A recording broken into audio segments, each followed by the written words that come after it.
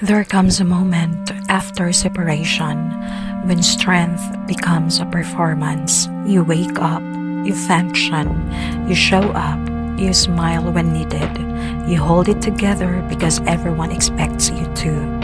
And slowly, quietly, you become tired, not just physically, but emotionally, spiritually, deeply tired. Because holding it together takes more energy than falling apart ever would. Somewhere along the way, you learned that breaking was dangerous, that if you let yourself feel too much, you might never recover, that strong women don't crumble, that faithful women don't question, that mothers don't fall apart, so you suppress, you distract, you stay busy, you survive. But uncried tears don't disappear. Unspoken grief doesn't fade. Unprocessed pain doesn't heal. It only waits. And it shows up later. In anxiety you can't explain. In anger that feels disproportionate. In exhaustion that sleep doesn't fix. In numbness where joy used to live. Let me tell you something gently. Breaking is not the opposite of healing. Avoiding your brokenness is. There is a difference between breaking and staying broken. Breaking is honest. Brokenness is untreated. Breaking says, this hurts more than I admit. Brokenness says, I'll carry this alone. God never asked you to carry this alone. In fact, scripture is filled with people who broke and met God right there in the breaking. David wept openly. Job questioned loudly. Hannah poured out anguish in prayer. Even Jesus wept.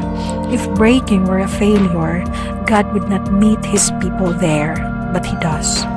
You are allowed to fall apart in safe spaces. You are allowed to cry without solutions. You are allowed to say, I am not okay, without immediately adding, but I will be. Healing begins when you stop demanding wholeness from a heart that hasn't been given time to grieve. Let yourself break, not recklessly, not destructively, but honestly. Break in prayer, break on paper, break in silence, break in the presence of God. Because what you don't allow yourself to feel, you force yourself to carry. And God never intended for you to be strong by being silent. This is breaking. This breaking is not the end of you. It is the beginning of truth. And truth is where healing starts. You are not losing control. You are releasing what has been locked inside you for too long. Let the tears come. Let the questions rise. Let the pain speak. You are not falling apart. You are letting the broken pieces finally to be seen. And what is seen can be healed. As he says, my grace is sufficient for you, for my power is made perfect in weakness. God does not wait for your strength. He meets you in your weakness. Today, choose one way to let yourself break safely. You can cry without rushing yourself to stop. You can write everything you've been holding back. You can sit quietly and say, God, this hurts. You can talk honestly with someone you trust. No fixing, no explaining, just release. Let us pray. God, I am tired of holding myself together.